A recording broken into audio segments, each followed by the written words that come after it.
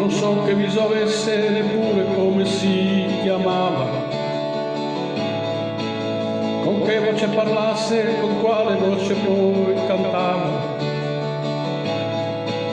Quanti anni avesse visto allora, di che colore i suoi capelli, ma nella fantasia un'immagine sua, gli eroi sono tutti giovani e belli, gli eroi sono tutti giovani e belli, gli eroi sono tutti giovani e belli. Conosco invece l'epoca dei fatti, qual era il suo mestiere. I primi anni del secolo, macchinista ferroviere. In tempi in cui si cominciava la guerra santa dei pezzenti, sembrava il treno anch'esso un mito di progresso lanciato sopra i continenti, lanciato sopra i continenti, lanciato sopra i continenti. E la locomotiva sembrava fosse un mostro strano che l'uomo dominava con il pensiero e con la mano. Ruggendo si lasciava indietro distanze che sembravano infinite. Sembrava avesse dentro un potere tremendo, la stessa forza della dinamite, la stessa forza della dinamite, la stessa forza della dinamite. Ma un'altra grande forza spiegava allora le sue ali, parole che dicevano gli uomini sono tutti uguali, e contro ai tiranni scoppiava nella via la bomba proletaria che illuminava l'aria, la fiaccola dell'anarchia, la fiaccola dell'anarchia, la fiaccola dell'anarchia.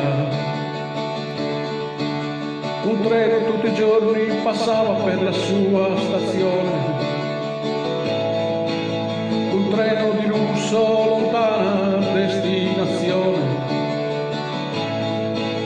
Vedeva gente riverita, pensava a quei venuti agli occhi, pensava al magro giorno della sua gente attorno, pensava a un treno pieno di signori, pensava a un treno pieno di signori, pensava a un treno pieno di signori.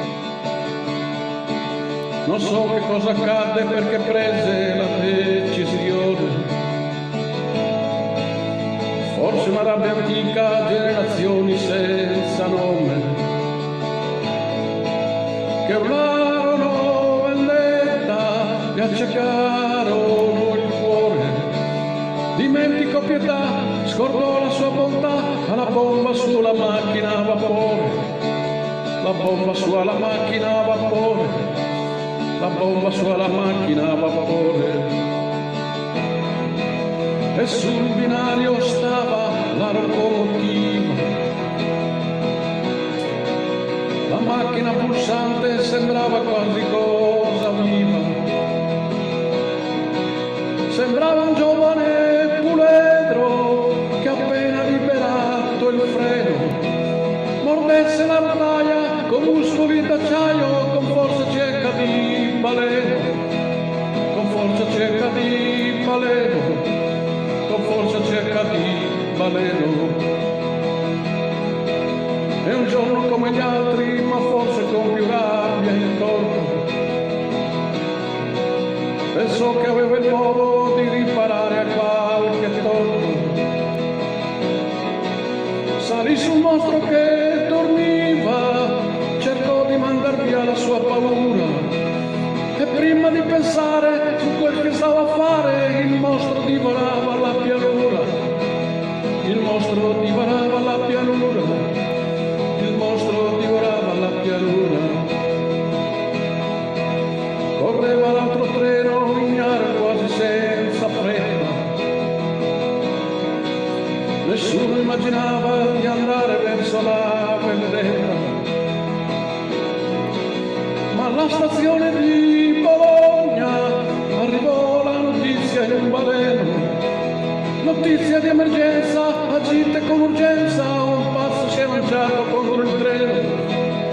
pazzo si è lanciato contro il treno, un pazzo si è lanciato contro il treno. Ma corre, corre, corre, corre la locomotiva, è sibile il vapore, sembra quasi cosa viva, e sembra dire ai contadini curvi quel fischio che si spande in aria: fratello, non temere che corra il mio dovere, trionfi la giustizia proletaria, trionfi la giustizia proletaria, trionfi la giustizia proletaria. E corre, corre, corre, corre la locomotiva, e corre, corre, corre, corre verso la morte, e niente ormai potrà tenere l'immensa forza distruttrice. Aspetta sotto schianto e poi che giunga il manto della grande consolatrice, della grande consolatrice, della grande consolatrice. La storia ci racconta come finì la corsa, la macchina deviata lungo una linea morta, con l'ultimo suo grido di animale, la macchina eruttò la piglia e lava, esplose contro il cielo, poi il fumo sparse il velo, lo raccolsero che ancora respirava, lo raccolsero che ancora respirava, lo raccolsero che ancora respirava. Ma a noi piace pensarlo ancora dietro al motore, mentre fa correre via la macchina a vapore,